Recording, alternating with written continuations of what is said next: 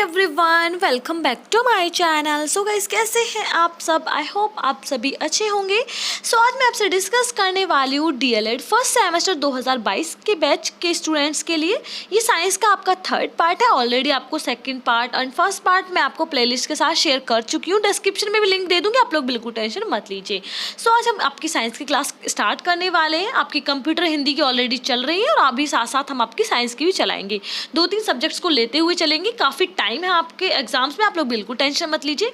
Notes को अच्छे से मेंटेन करते हुए चलिए। क्लासेस से देखकर नोट्स बना लीजिए प्रॉपर। जब भी क्लास चले आप तभी नोट्स बना सकते हैं, अदरवाइज बाद में आपको लेट हो जाएगा। आप थोड़ा सा आपके दिमाग से भी निकल जाएगा कि मैम ये नोट्स वो नोट्स, काफ़ी क्लासेस हो जाती है। पीडीएफ आप सभी को फ्री ऑफ कॉस्ट मिलने वाले, तो आप लोग बिल्कुल टेंशन मत लीजिए। वीडियो स्टार्ट करने से पहले सिर्फ एक ही रिक्वेस्ट है, अगर चैनल पर फर्स्ट टाइम विजिट कर रहे हैं तो प्लीज़ चैनल को ज़रूर लाइक कर दें, शेयर कर दें अपने सभी फ्रेंड्स के साथ और अपने क्लासमेट्स के साथ, और चैनल को सब्सक्राइब कर दें जिससे कि आपको सभी न्यू क्लासेस का नोटिफिकेशन सबसे पहले आपके पास पहुंच जाए। सो स्टार्ट करते हैं आज की क्लास। चैप्टर आपका अभी फर्स्ट ही चल रहा है, सजीव वस्तुओं के अंदर ही ये सारी चीज़ें हैं। मैं क्लास को ज़्यादा लेंदी नहीं करना चाहती, कि टॉपिक को आपको क्लियर करते हुए चलना चाहती हूँ। इसलिए आपकी क्लासेस एक चैप्टर की हो सकता है 2 से 3 भी हो जाए, पर मैं ये नहीं चाहती कि आपकी एक क्लास 20 मिनट 25 मिनट की हो। नहीं, मिनिमम मैं चाहती हूँ आपकी क्लास 10 से 12 मिनट की ही हो जाए। तो ये आपका फर्स्ट चैप्टर ही चल रहा है, आज आपका फर्स्ट चैप्टर एंड हो जाएगा साइंस का। टॉपिक जो हम आपका डिस्कस करने वाले हैं वो आपका पौधे और जंतुओं में अंतर। काफ़ी बार पूछा जाता है सवाल। देखिए, सजीव वस्तुओं में अंतर, निर्जीव वस्तुओं में अंतर, पेड़ पौधों में अंतर, आपके अंतर जो हैं फर्स्ट सेमेस्टर में काफ़ी बार पूछे गए हैं। इसलिए मैं चाहती हूँ कि आपको जो भी आपके डिफरेंसेस हैं इन चीज़ों के बारे में जो आपसे डिस्कस कर रही हूँ अच्छे से नोट डाउन कर ले। इवन आप पेड़ पौधों और जंतुओं में अंतर और आपका जो निर्जीव वस्तु सजीव वस्तु, इन दोनों पर तो आप लगा ही लीजिए, आपके इंपॉर्टेंट है, काफ़ी बार क्वेश्चन पेपर में पूछे गए हैं। ठीक है, सो फर्स्ट हम डिस्कस करने वाले पौधे और जंतुओं में अंतर। सो नंबर 1 है आपका, पौधों में ऊपर की वृद्धि होती है, ये काफ़ी ऊंचाई तक बड़े हो जाते हैं। जैसा कि आप सभी जानते हैं कि आपके पेड़ जो हैं काफ़ी लंबे हो जाते हैं। जैसा कि आपने नाम भी सुना होगा, सफ़ेदा का एक पेड़ होता है, ठीक है। तो ये कितने लंबे हो जाते हैं, काफ़ी लंबे हो जाते हैं ये, जबकि जंतु कुछ ऊंचाई तक ही बड़े होते हैं। आप सभी जानते हैं जंतु का जो आकार है वो निश्चित होता है। ये नहीं कि आपके जो जंतु वो या तो फैलते रहेंगे या मोटे हो जाएंगे या ज़्यादा लंबे हो जाएंगे, ऐसा कुछ नहीं है। लेकिन पौधों में ऐसा नहीं है, पौधों में ऊपर की वृद्धि होती है, यानी कि वो लंबाई में लंबे बढ़ते हैं। सेकंड है आपका, पौधे और जंतुओं में संवेदना शक्ति होती है। जीवों में संवेदना शक्ति अधिक होती है, ये उसको प्रकट कर सकते हैं, जबकि पौधे अपनी संवेदना शक्ति को प्रकट नहीं कर सकते। आप सभी जानते हैं जीव जंतु क्रिया कर सकते लेकिन पेड़ पौधे क्रिया नहीं कर सकते, इसलिए जीव अपनी संवेदना शक्ति से अपनी चीजें जो है उन्हें प्रकट कर सकते लेकिन पेड़ पौधे नहीं कर सकते। थर्ड है आपका, पौधे प्रकाश की उपस्थिति में ही बढ़ते हैं, जबकि जीव के लिए प्रकाश की आवश्यकता नहीं होती। आप सभी जानते हैं कि आपके जो पेड़ पौधे हैं वो आपकी सनलाइट से ही बढ़ते हैं, लेकिन जीव जंतुओं को इस चीज़ की कोई भी आवश्यकता नहीं होती। अंधेरे में रह लेंगे, उजाले में रह लेंगे, आपको कोई इशू नहीं है उनको।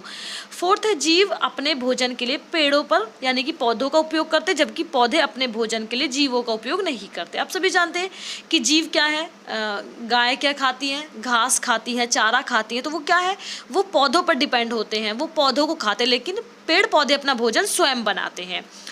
पौधे एक ही स्थान पर स्थिर रहकर बड़े होते हैं, जबकि जंतु गति अवस्था में चलकर बड़े होते हैं। पेड़ पौधे आप सभी जानते हैं, अगर आपने कहीं पर आम का पेड़ लगा दिया, जामुन का पेड़ लगा दिया, तो आप ये नहीं है कि एक दिन आपने यहाँ लगाया, दूसरे दिन आपने कहीं और लगा दिया, आज अपने घर में लगा दिया, कल आपने बगीचे में लगा दिया, ऐसा नहीं है। पेड़ पौधे एक जगह पर स्थिर यानी कि वही रहकर अपना क्या करते हैं, वो बड़े होते हैं, लेकिन जीव जंतु घूम फिर कर ही गति करते हैं। लास्ट है, पौधों पर ऋतु परिवर्तन का प्रभाव पड़ता है, जबकि जंतुओं पर इसका कोई प्रभाव नहीं होता। पौधों पर ऋतु परिवर्तन क्यों होता है? जैसे कि अगर ठंड पड़ती है तो ऐसी बात है, जीव जंतुओं को ठंड भी, तो क्या बात है, देखिए ऋतु परिवर्तन कैसे, जैसे कि अगर शीत पड़ रही है, ठीक है, तो पेड़ पौधे ज़्यादा ठंड में या ज़्यादा गर्मी में मुरझा जाते हैं, चुड़ जाते हैं, लेकिन ठंड में क्या है, ठंड में सिकुड़ जाते हैं। लेकिन जंतुओं पर क्या है, जंतुओं पर ना ठंड का ना गर्मी का ज़्यादा असर नहीं होता है। तो ये तो आपके पेड़ पौधे और जीव जंतुओं के बारे में अंतर, इतने आप लिख देंगे, इतना भी काफ़ी है। शॉर्ट में, वेरी शॉर्ट में पूछा जाता है, ठीक है। बात करेंगे मोस्ट इंपॉर्टेंट क्वेश्चन आपकी इस क्लास का, पौधों और जंतुओं में समानता तथा अंतर, similarity and difference between plant and animals. काफ़ी बार पूछा गया है शॉर्ट में, एंड आपको कम से कम 1-1.5 पेज में इसको लिख देना है, ठीक है। सबसे पहले इनकी जो सिमिलरिटी है, वृद्धि। जंतुओं तथा पौधों में वृद्धि होती है, समय के साथ वे बड़े होते हैं। देखिए क्या है सिमिलरिटी, यानी कि इन दोनों में सेम चीज़ क्या होती है। देखिए पेड़ पौधों में भी वृद्धि होती है, यानी कि वो भी बढ़ते हैं, और जंतुओं में भी वृद्धि होती है। तो ये हो गई सिमिलरिटी। सेकंड, आकार, ठीक है। जंतुओं का आकार निश्चित अवस्था में ही फैलता है, जबकि पौधों का आकार विशाल रूप में फैलता है। जंतुओं का एक निश्चित अवस्था में, यानी कि उनकी एक एज के अकॉर्डिंग ही फैलता है, लेकिन पेड़ पौधों का आकार विशाल रूप से, मतलब क्या है, पेड़ पौधे एक आकार ले सकते हैं, विशाल आकार ले सकते हैं, मतलब पेड़ पौधे कितने भी बड़े हो सकते हैं, लेकिन जंतुओं का आकार क्या है, निश्चित अवस्था में ही फैलता है। थर्ड है श्वसन क्रिया। पौधे श्वसन क्रिया के फलस्वरूप कार्बन डाइऑक्साइड ग्रहण करते हैं। जैसा कि आप सभी जानते हैं, पेड़ पौधे CO2 ग्रहण करते हैं, जिसे हम कार्बन डाइऑक्साइड कहते हैं, और ऑक्सीजन यानी कि O2 छोड़ते हैं, जबकि जीव जंतु ऑक्सीजन ग्रहण करते हैं। यानी कि पेड़ पौधे तो ऑक्सीजन छोड़ते हैं और जीव जंतु ऑक्सीजन ग्रहण करते हैं और कार्बन डाइऑक्साइड छोड़ते हैं, ठीक है। ये होते हैं सिमिलरिटीज। देन आता है फोर्थ, भोजन व जीव। जंतु प्राकृतिक पदार्थों को भोजन के रूप में ग्रहण करते हैं, यानी कि आपके जो जंतु हैं वो प्राकृतिक, यानी कि पेड़ पौधों को खा लिया, कुछ रास्ते में पड़ा हुआ मिल गया, आप ऐसी बात नहीं, आपने देखा होगा पेड़ पौधों को खा लेते हैं, एंड अगर आपको कहीं भी कुछ दिख रहा है तो चारा वारा सभी चीज़ों को आपके जो जीव जंतु वो खा लेते हैं, जबकि पौधे पृथ्वी में उपस्थित खनिज लवणों एवं खाद पर ही निर्भर रहते हैं। जैसे कि आप सभी जानते हैं, आपने देखा होगा पेड़ पौधे आपकी फसल खाद के बिहाफ पर ही आपकी बढ़ती है, तो इसलिए इनके लिए एक पर्टिकुलर चीज़ होती है। फिफ्थ है पानी की आवश्यकता। जंतुओं तथा पौधों अपने जीवन काल बढ़ाने के लिए पानी की अत्यधिक आवश्यकता होती है। पानी के बिना ना तो जंतु जीवित रह सकते हैं, ना पेड़ पौधे बढ़ सकते हैं, ठीक है। सिक्स्थ है मानव के लिए आवश्यकता। जीव जंतु तथा पौधे दोनों ही मनुष्य के लिए अत्यधिक उपयोगी हैं। जीव जंतु आप सभी जानते हैं, गाय हमारा पालतू पशु है, उसे हमें दूध मिलता है, भैंसों से हमें दूध मिलता है, बकरियों से दूध मिलता है। पेड़ पौधों द्वारा पेड़ पौधे हमारे लकड़ियों को जलाने के काम आते हैं, घर बनाने के लिए काम आते हैं, झोपड़ियों के लिए काम आते हैं, ठीक है, छांव के लिए काम आते हैं। तो दोनों ही हमारे लिए तो अत्यधिक उपयोगी है। पौधों से खाद्य पदार्थ, इमारती लकड़ी आदि वस्तु, जैसे कि मैंने आपसे भी डिस्कस किया, तभी मनुष्य के लिए खाद्य रूप में प्रयोग किए जाते हैं। 7 है रोग। जंतु तथा पौधों को रोग लगते हैं, अधिक रोग फैलने से ये दोनों ही नष्ट हो जाते हैं। जंतुओं में जैसा कि अभी आप देख सकते हैं रिसेंट में गाय में रोग चल रहा है, गाय कितनी मर रही हैं, ठीक है। पेड़ पौधों में भी इसी तरह से होता है रोग, नीचे से ही उनको कीड़े खा जाते हैं तो वो नष्ट हो जाते हैं। 7 सिमिलरिटीज थी आपकी पेड़ पौधों और जंतुओं के बारे में। आई होप आप सभी की क्लियर हो गई है। नेक्स्ट देखते हैं आपकी। नेक्स्ट है आपका मोस्ट इम्पॉर्टेंट टॉपिक, जंतुओं एवं वनस्पति में वातावरणीय अनुकूलन, ठीक है। इसके बारे में पढ़ेंगे। अनुकूलन को हम इंग्लिश में बोलते हैं एडेप्टेशन। सबसे पहले हम डिस्कस करेंगे अनुकूलन के बारे में। पढ़ने से पहले आखिरकार आपका अनुकूलन होता क्या है, या जिसे हम एडेप्टेशन बोलते हैं होता क्या है। अनुकूलन जीवधारियों एवं वनस्पतियों की वह क्षमता है जिसके द्वारा वे कालांतर में ऐसे रचनात्मक व क्रियात्मक लक्षणों का विकास कर लेते हैं जिनकी सहायता से वे अपने आवास में सफलतापूर्वक जीवन यापन करते हैं। वे प्रजनन करके अपनी जाति का अस्तित्व बनाए रखते हैं और उसे आगे बढ़ाते हैं। इसको हम एडेप्टेशन बोलते हैं। अगर मैं आपको अपने वर्ड्स में बताऊं एडेप्टेशन होता क्या है, तो आपको सबसे पहले वो समझना है। एडेप्टेशन होता है आपका किसी वातावरण में अगर आप रहते हैं, उस वातावरण के अकॉर्डिंग अपने आप को, अपनी बॉडी को, अपने लक्षणों को उस वातावरण के अकॉर्डिंग ढाल लेना। ठंड है तो आप लोग ठंड के अकॉर्डिंग अपने बॉडी को उसमें ढाल लेते हैं, गर्मी है तो आप गर्मी के अकॉर्डिंग रह लेते हैं। तो इसी को हम बोलते हैं एडेप्टेशन, यानी कि आप जिस मौसम में रह रहे हैं, जिस वातावरण में रह रहे हैं, या जहाँ आप रह रहे हैं वहाँ के अकॉर्डिंग अपने आप को, अपने बॉडी को ढाल लेना उस वातावरण में, उसी को हम बोलते हैं अनुकूलन यानी कि एडेप्टेशन। मैं आपको छोटी सी चीज़ के थ्रू आपको समझाऊँ। जैसे कि आप देख सकते हैं 2 प्लेस हैं, यानी कि 2 स्थान है, एक ठंडा स्थान है, एक गर्म स्थान है, ठीक है। वहाँ पर जो भी पेड़ पौधे या आपके जीव जंतु होंगे, तो वो जीव जंतु और या पेड़ पौधे जिस स्थान पर ठंड है वहाँ रहने के लिए अपने आप को उस मौसम में, उस वातावरण में ढाल लेंगे, जिससे कि वो उस मौसम में अनुकूलित हो सके, या कह सकते हैं वो जी सकें। जो अपने आप को अनुकूलित कर लेंगे उस मौसम के अनुसार, वो जी जाएंगे, और जो नहीं कर पाएंगे वो विलुप्त यानी कि खत्म हो जाएंगे। जीव जंतु अनुकूलन नहीं कर पाते, वो जल्दी से जल्दी विलुप्त हो जाते। जैसे कि एग्जाम्पल के थ्रू अगर मैं आपको समझाऊं, डायनासोर डायनासोर अपने आप को उस मौसम विभाग के अनुसार या मौसम के अनुसार, वातावरण के अनुसार अपने आप को नहीं ढाल पाया, इसलिए वो एक टाइम पर खत्म हो गया, या ये कह सकते हैं बिल्कुल विलुप्त हो गया। तो यही होता है आपका अनुकूलन, यानी कि आपका एडेप्टेशन।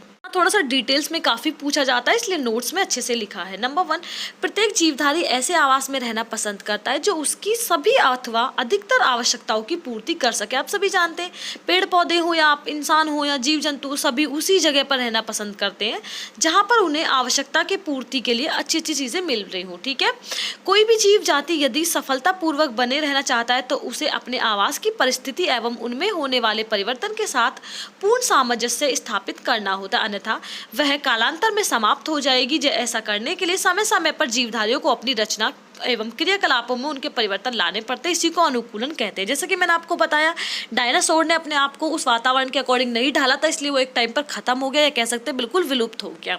ठीक है, यहाँ पर आपके जो एडेप्टेशन के बारे में जो भी छोटे छोटे पॉइंट्स हैं वो मैंने आपसे डिस्कस कर दिए। यहाँ पर अनुकूलन के कुछ उदाहरण मैंने आपके यहाँ पर लिखा है। काफी एडेप्टेशन के आपके एग्जाम्पल पूछे जाते हैं। नंबर 1, मरुस्थलीय चूहे मैदानी चूहों की अपेक्षा मरुस्थल में अच्छी प्रकार से रह सकते हैं। यानी अगर आप देखिए, जैसे जो लोग जो मरुस्थल में रहते हैं या जो राजस्थान में रहते हैं, आप सभी जानते हैं कि राजस्थान में कितनी गर्मी होती है।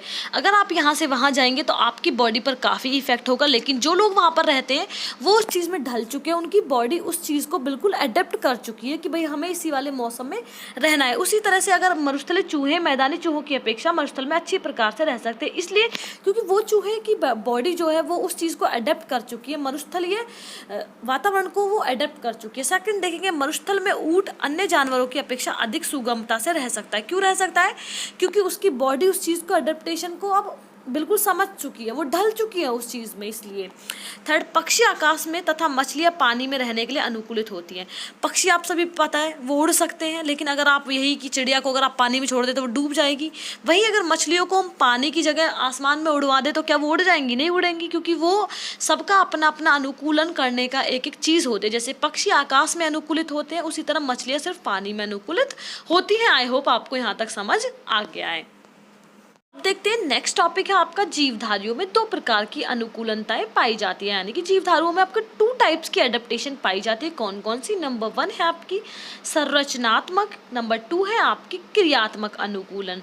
नंबर 1 देखते हैं आपकी संरचनात्मक अनुकूलन होती क्या है। जब किसी जीवधारी के शरीर की रचना में कुछ ऐसे परिवर्तन हो जिनसे उस जाति को अपने आवास में रहने में अधिक सुविधा हो, इसे हम संरचनात्मक कहते हैं। जैसे पक्षी में उड़ने के लिए पंख विकसित हो जाना। जैसे कि आप सभी जानते हैं कि क्या है इसका मतलब। इसका मतलब ये है कि जैसे कि आप जीवों को देखते हैं, पक्षियों में उनके आवास के अकॉर्डिंग क्या है? पंख हैं, इसलिए वो उड़ सकते हैं। जैसे कि यहाँ पर दिया भी हुआ है, पक्षियों को उड़ने के लिए पंख दिए जाते हैं, यानी कि जीवधारियों को उनकी शरीर की रचना ही इस तरह से की जाती है जिससे कि वो अपनी जाति और आवास में सुविधा से रह सके, उड़ सके। अगर पक्षियों में पंख नहीं होते तो क्या वो रह पाते? नहीं रह पाते।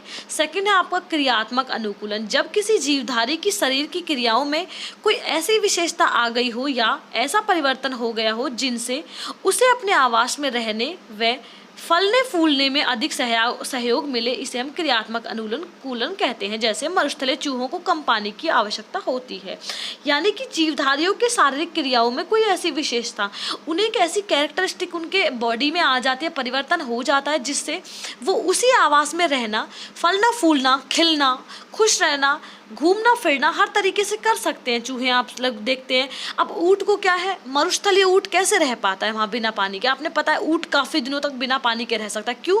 क्योंकि उसकी बॉडी उस चीज़ को एडेप्टेशन कर चुकी है, या कह सकते हैं कि उनमें ये चीज़ें विशेषताएं दे दी है उनमें, कि जिससे कि वो मरुस्थल में अपने आप को एडेप्ट कर सके। ठीक है, तो यहाँ आपकी अनुकूलनताएं की जो होते हैं वो सारी चीज़ें मैंने आपको डिस्कस कर दी। अब यहाँ पर देखेंगे जंतुओं में वातावरणीय अनुकूलन क्या है। सभी जंतु वातावरण में होने वाले परिवर्तन से प्रभावित होते हैं। आप सभी जानते हैं कि सभी जो जीव जंतु हैं आपके, वो वातावरण में जो भी परिवर्तन होते हैं, जो भी चेंजेस होते हैं, वो लोग परेशान होते हैं, कुछ नहीं है, परेशान भी होते हैं, उस चीज़ को अडेप्ट भी करते हैं एवं उसी परिवर्तन के अनुसार अपने। तो गाइस अब हम डिस्कस करेंगे क्लास का लास्ट टॉपिक और इम्पोर्टेंट टॉपिक्स जिन्हें हम बोल सकते हैं। नंबर 1 है जंतुओं में वातावरणीय अनुकूलन। सभी जंतु वातावरण में होने वाले परिवर्तन से प्रभावित होते हैं। आप सभी जानते हैं उन्हें परिवर्तन के अनुसार अपने आप को परिवर्तित करते हैं। वो आप सभी जानते हैं, जीव जंतु अपने आप को चेंज कर लेते हैं, आपके वातावरण यानी कि आपका जो भी वातावरण है, ठीक है, उसके अकॉर्डिंग अपने आप को चेंज कर लेते हैं या कह सकते हैं उसमें ढाल लेते हैं। उदाहरण, महान जीव वैज्ञानिक डार्विन के अनुसार जब सूखा पड़ा और घास सूख गई तो अपने जीवन को बचाने के लिए जिराफ ने क्या किया था, अनुकूलित होना पड़ा था। देखिए मैं इसको बताती हूँ क्या था। आपका जो जिराफ है, ऐसा नहीं है जिराफ की गर्दन या पैदा होते उनकी गर्दन इतनी लंबी हो गई थी, बिल्कुल नहीं, ऐसा नहीं हुआ था। वातावरण के अकॉर्डिंग उन्होंने चेंज कर लिया। जिराफ क्या हुआ, जब आपकी जो घास फूस थी, जब सूखा पड़ गया था धरती पर, तो जिराफ ने क्या करा, पेड़ों पर उचक कर अपने आगे के दो पैरों को उचकाकर उसने घास खाना शुरू किया। 1 दिन खाई, 2 दिन खाई, 3 दिन खाई, तो फाइनली उसने घास पकड़ लिया, यानी कि उसने पेड़ पौधे ऊपर खाना स्टार्ट कर दिया। इस वजह से गर्दन जो है जिराफ की वो लंबी होती है और आगे के 2 पैर भी लंबे होते हैं, तो इसलिए जंतु अपने आप को वातावरण के अकॉर्डिंग ढाल लेते हैं। सेकंड है वनस्पतियों में वातावरण अनुकूलन। वनस्पति भी वातावरण के अनुसार अपने आप को बदल लेती है। जिस तरह जीव जंतु अपने आप को वातावरण में अनुकूलित कर लेते, उस तरह वनस्पति भी कर लेती है, ठीक है। उदाहरण क्या है भाई, नागफनी मरुस्थल में पानी की कमी के कारण पत्तियों को कांटों में बदल देती है, जिससे पानी का खर्च कम मात्रा में हो। जैसे कि आप सभी जानते हैं, अगर पत्तियों पर कांटे होंगे तो कांटों में पानी रुक जाएगा और पानी इतना ज़्यादा वेस्ट नहीं होगा। तो वनस्पतियों में भी वातावरण अनुकूलन के लिए काफ़ी चीज़ें होती है और वो अपने आप को उसके अनुसार बदल लेती है। तो ठीक है, यहाँ आपकी क्लास एंड होती है। आप सभी को क्लास कैसी लगी आप लोग कमेंट बॉक्स में ज़रूर बताएं and always connected with my channel. Thank you for watching guys. Finally आपका जो साइंस का फर्स्ट टॉपिक है, फर्स्ट क्लास है सजीव वस्तुएं, वो आज एंड होती है। कल हम आपकी नेक्स्ट क्लास के साथ ज़रूर हाजिर होंगे। आई होप आप सभी के लिए क्लास यूजफुल है। So thank you, bye bye guys.